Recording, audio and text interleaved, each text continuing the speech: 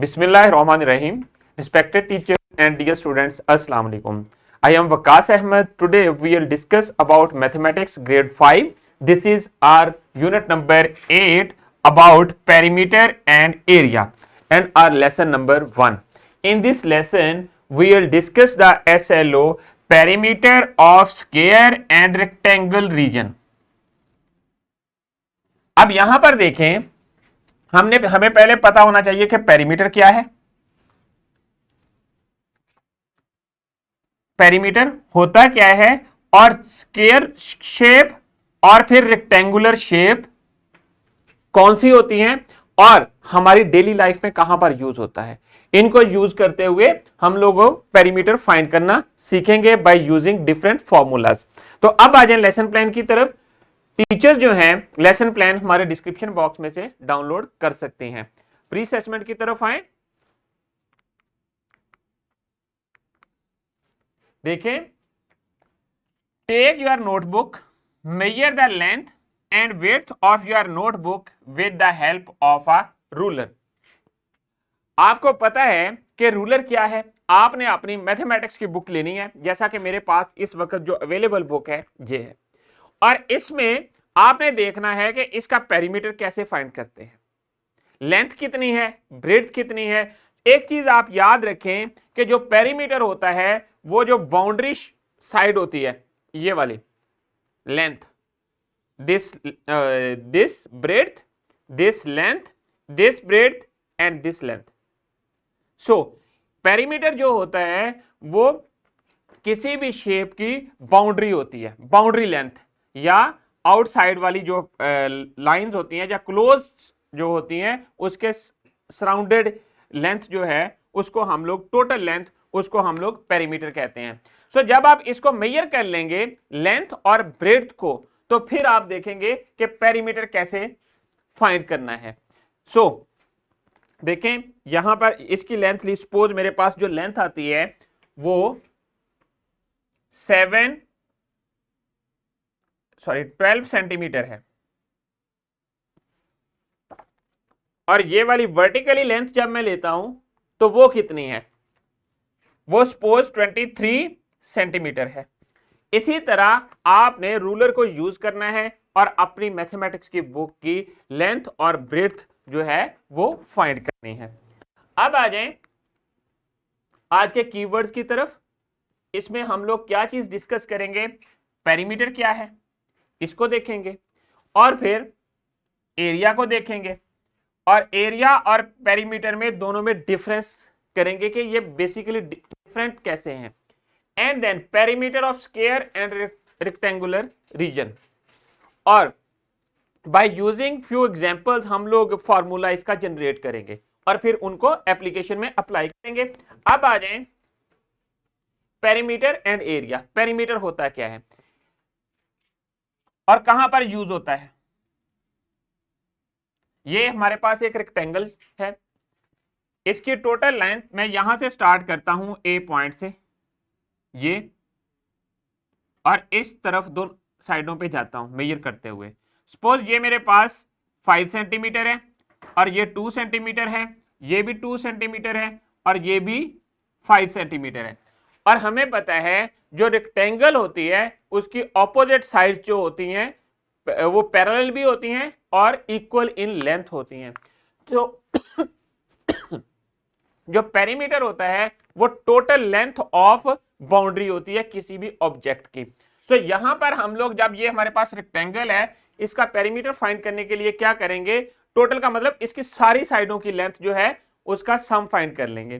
तो हमारे पास क्या बन जाएगा, 5 centimetre plus 2 centimetre plus 5 centimetre plus 2 centimetre. So ये सब का जो सम आता है वो कितना आएगा, 5 प्लस 5 10, 10 प्लस 4 14। सो 14 सेंटीमीटर जो है हमारे पास टोटल जो बाउंड्री लेंथ है वो आ जाएगी। So the perimeter is the sum of length of all the sides of a square and a rectangle. इसी तरह जो स्क्वायर है, स्क्वायर की भी सारी साइड की जो लेंथ है उसका सम करेंगे तो वो हमारे पास पेरीमीटर आ जाएगा। और एक और चीज देखें, बुक के ऊपर मैंने आपको बताया था इन सारी साइडों की जो लेंथ है, जब ये हम लोग लेंगे तो हमारे पास क्या बनेगा, इस बुक की सारी साइड की लेंथ लेंगे, टोटल करेंगे तो वो पेरीमीटर बन जाएगा। जो इस बाउंड्री के अंदर इनक्लोज्ड है, ये जो सरफेस है, ये जो इनक्लोज सरफेस है, ये इसका एरिया कहलाएगा। सो यहां पर देखें, area is the amount of shape that is occupied by a two dimensional 2D shapes. And then, for example, given are two squares and rectangular regions. Here, fence around both regions shows the perimeter and the amount of grass in both regions shows the area of both regions. अब इन pictures को observe करें।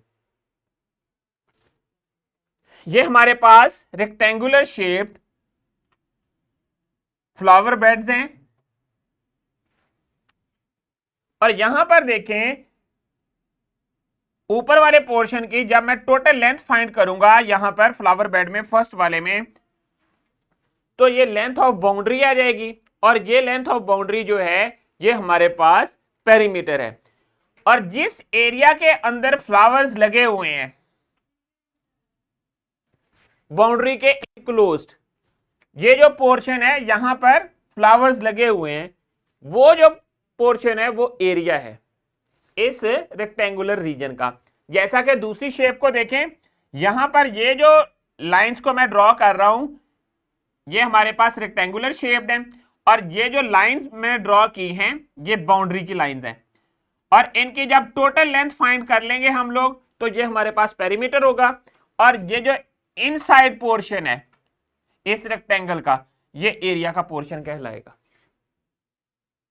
सो हम लोग आगे चलते हैं, next देखें example. The perimeter of square a rectangular region is the distance around the figure, जो कि मैंने आपको अभी बताया था फ्लावर बेड को यूज करते हुए।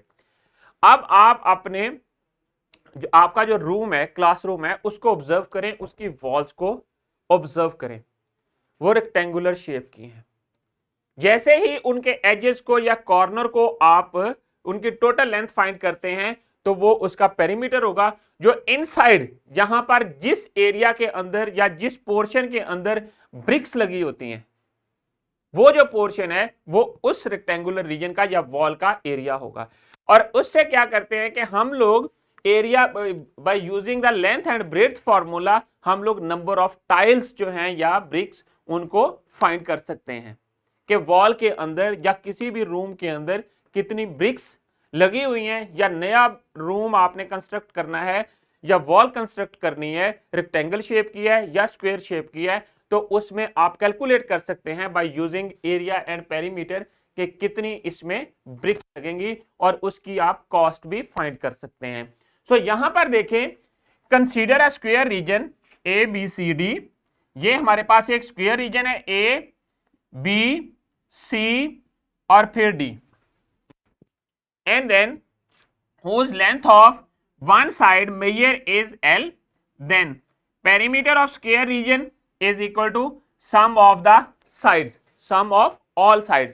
मैंने क्या वर्ड यूज किया था कि जब भी आपने पेरीमीटर फाइंड करना है उसके लिए जो भी क्लोज शेप होगी या फिगर होगी, स्क्वायर हो या रेक्टेंगल हो, उनकी साइड्स का साइड लेंथ को ऐड कर देते हैं, तो सम कर लेते हैं। सो यहां पर हमने सबको ऐड किया एल एल एल। एल का मतलब है कि 4 जो साइड हैं, एल फॉर लेंथ, सब साइड की लेंथ जो है वो इक्वल है। जब ये सारी साइड की लेंथ इक्वल है तो हमारे पास क्या बना, 4L, 4L, and then perimeter of square region. अब यहां पर देखें, जब भी आपने स्क्वायर रीजन का पेरीमीटर फाइंड करना है या एग्जांपल्स में, क्वेश्चंस में, तो आपने ये फॉर्मूला यूज करना है, 4 multiply by length of one side, 4 multiply by length of one side. So we have 4L that is equal to P, perimeter of square. अब आ जाएं नेक्स्ट, रेक्टेंगल। रेक्टेंगुलर शेप का पेरीमीटर कैसे find करते हैं? पहले मैंने अभी आपको एक एग्जांपल दी थी, बुक की एग्जांपल दी थी, या कोई भी बॉक्स है उसको देख लें। अब एग्जांपल क्या थी कि आप लोगों ने स्टार्ट में जब प्री असेसमेंट में गए थे तो आपने अपनी जो बुक है उसकी ब्रेथ मेजर की, breadth and vertical length measure की, और उनको हम लोगों ने सपोज मैंने जो मेजर की थी वो 12 सेंटीमीटर ब्रेथ थी और 23 सेंटीमीटर लेंथ थी, एल और बी। और जो बुक है ये भी हमारी रेक्टेंगल शेप की है। सो जब टोटल पेरीमीटर फाइंड करना है, टोटल लेंथ बाउंड्री की फाइंड करनी है, तो उसके लिए हम यहां पर फॉर्मूला जनरेट करेंगे। देखें लेंथ कितनी थी 23 cm, ब्रेथ कितनी थी 12 सेंटीमीटर। सो सबको ऐड कर देंगे, सबको ऐड करेंगे। Perimeter of the rectangular region is the sum of all sides, जैसा कि हमने स्क्वायर में यूज किया। So L plus B plus L plus B. So इनकी जगह जो जनरली हम लोगों ने एल और बी लिया हुआ है जो लेटर्स हैं। So L for length, B for breadth. So अब हमारे पास यहां पर इन दोनों को ऐड कर दिया। जब इन दोनों को ऐड किया L plus L that is equal to 2l, B plus B that is equal to 2b। जब 2b हो गया और 2l हो गया, दोनों जो टर्म्स हैं इनमें 2 कॉमन आ जाता है तो 2 को हमने कॉमन ले लिया और साथ ब्रैकेट्स में ये राइट कर दिया।